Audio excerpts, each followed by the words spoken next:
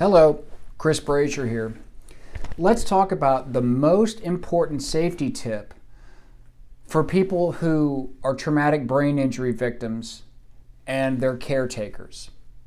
Now, traumatic brain injury patients are at a much greater risk for depression and suicide than folks who don't have a traumatic brain injury or may have other mental or physical health problems. Now, the topic of suicide has affected me professionally and personally. In my personal life, my immediate family members have attempted suicide before. And I also have a former client who decided to take his own life a few years ago. The problem is even more serious for people suffering from a traumatic brain injury. For example, researchers at the Journal of American Medical Association study found that traumatic brain injuries may change the way that the brain's neural networks function.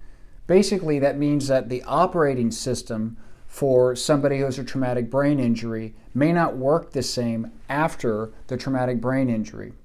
Now, the researchers found that this could make it harder for patients to use their judgment to adjust to new situations or to figure things out without being overly stressed.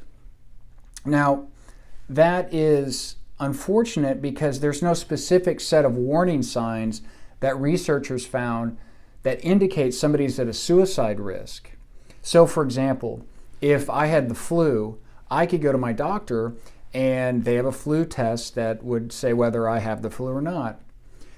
For skin cancer, doctors recommend self-exams, for example, to look and see if there's an unusual something on your skin. And even blood tests can oftentimes detect some kind of an illness.